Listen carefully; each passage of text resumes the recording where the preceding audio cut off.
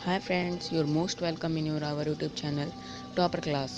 बच्चों, आज हम करेंगे क्लास 9th वर्कशीट 41 राजनीतिक कार्यपालिका। आज का टॉपिक है, ये पाठ संस्थाओं का कामकाज से लिया गया है। तो बच्चों, आज डेट है 8 अक्टूबर। आज के हमारे वर्कशीट में दिया गया है, देश में संसद द्वारा पारित विधेयक या कानून का को अमली जामा मतलब लागू पहनाने के लिए कार्यपालिका की ज़रूरत होती है। अतः सरकार की नीतियों को कार्य रूप देने वाली संस्था को क्या कहा जाता है? कार्यपालिका कहा जाता है। ये हमने पिछले वर्कशीट में जाना था। अब यहाँ कार्यपालिका के दो प्रकार होते हैं। पहला प्रकार राजनीतिक कार्यपालिका, दूसरा स्थायी कार्यपालिका। ये जनता द्वारा चुने जाते हैं और एक पर्टिकुलर एग्ज़ाम देकर अपनी जो सिविल वो सर्विसेज में ज्वाइन होते हैं। तो ये इनका निर्वाचन जनता द्वारा किया जाता है, एक खास अवधि के लिए किया जाता है। मतलब जैसे लोकसभा के चुनाव हर 5 साल बाद होते हैं, और लेकिन इनकी जब मतलब एक एज होती है रिटायरमेंट की, उसमें इनकी वो जॉब फिक्स होती है। ओके, तो ये थे अंतर राजनीतिक और कार्यपालिका के बीच में, तो स्थायी पालिका में।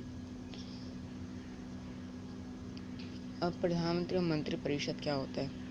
प्रधानमंत्री सबसे महत्वपूर्ण राजनीतिक संस्था है, ये हमने पिछले वर्कशीट में जाना।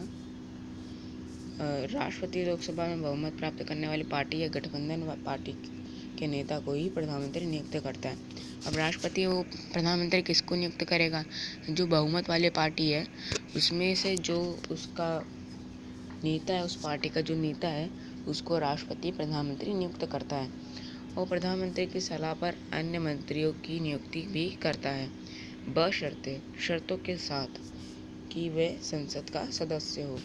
अगर कोई व्यक्ति संसद का सदस्य नहीं होता तो फिर उसका मंत्री बनने के 6 महीने बाद, मतलब 6 महीने के भीतर संसद में किसी भी सदस्य चुनना जाना ज़रूरी है।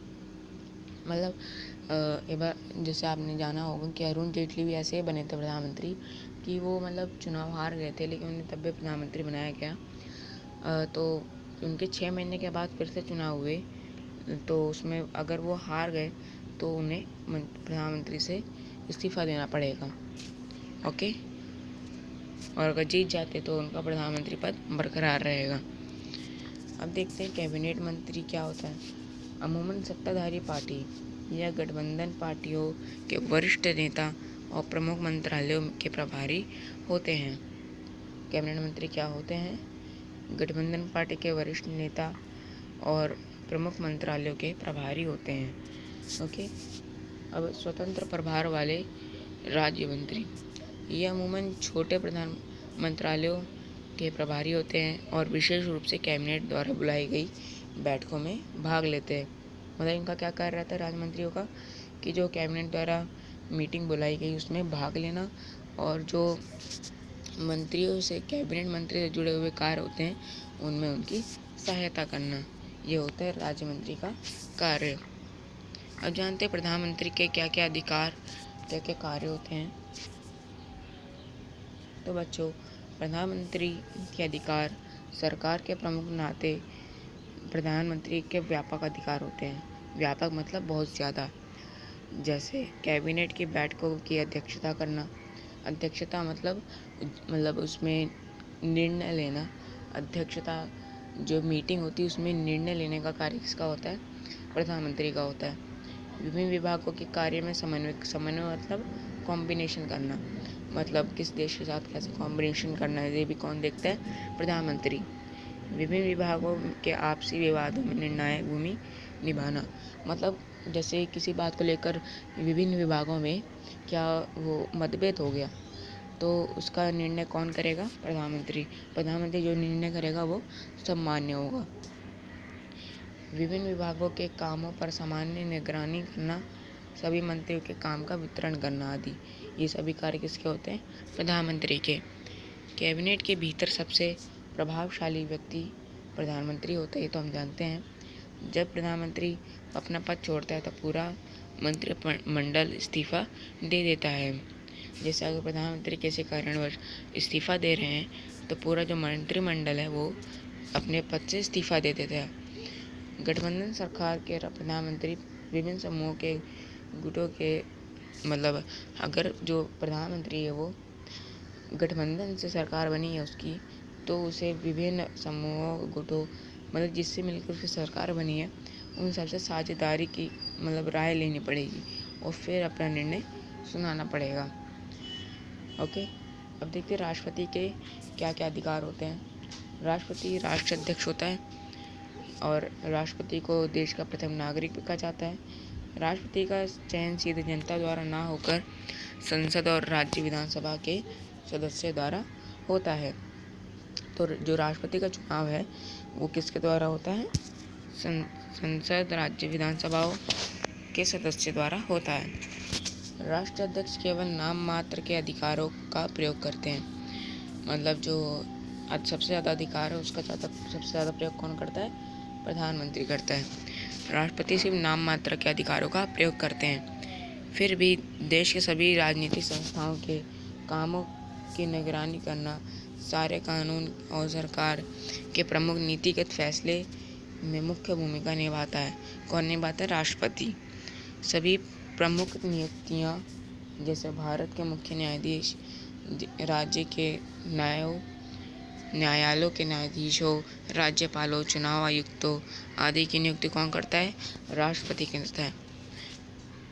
ये वाले क्वेश्चन कई बार एग्जाम में आ जाते हैं कि न्यायालयों के न्यायाधीशों की नियुक्ति कौन करता है, राज्यपालों की नियुक्ति कौन करता है?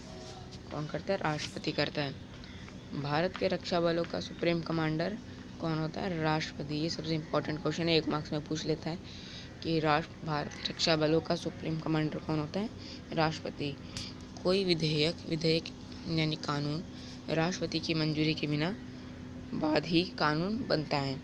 मतलब जब तक उस पर राष्ट्रपति के साइन या फिर मंजूरी ना हो तो वो कानून लागू नहीं किया जाएगा। हालांकि ये बात अलग है कि उसे साइन करने पड़ते हैं। तो आइए अपने क्वेश्चन देखते हैं। अब आइए इसका सलूशन जानते हैं। हमारा पहला प्रश्न है, कार्यपालिका किसे कहते हैं तथा देश में इसकी ज़रूरत क्यों होती है? तो बच्चों, कार्यपालिका किसे कहते हैं? देश में संसद द्वारा पारित विधेयक कानून को लागू करने के लिए कार्यपालिका की ज़रूरत होती है। अतः सरकार की नीतियों को कार्य रूप देने के लिए वाली संस्था को कार्यपालिका कहा जाता है। ये हम पीछे 2 वर्कशीट से पढ़ते आ रहे हैं। आइए चलते अपने क्वेश्चन नंबर 2 पर। हमारा क्वेश्चन नंबर 2 है, राजनीतिक कार्यपालिका और स्थायी कार्यपालिका में क्या अंतर है? तो ये हमने ऊपर अच्छे से समझा और पढ़ा। आपको ये डायग्राम बना देना है। ये आपका हो जाएगा आंसर 2। ओके, ये हमारा क्वेश्चन 3 है। हमारे देश में प्रधानमंत्री को कौन कौन से अधिकार प्राप्त हैं, वर्णन करें। तो हमारे देश में प्रधानमंत्री को काफ़ी व्यापक अधिकार प्राप्त हैं। आपको पूरा यहाँ से लिखना है, प्रधानमंत्री के अधिकार और आदि। ये आपका हो जाएगा आंसर नंबर 3। ओके, आइए चलते हैं अपने क्वेश्चन नंबर 4 पे। देश में राष्ट्रपति की पद की भूमिका के महत्व को लिखिए। तो आइए देखते हैं।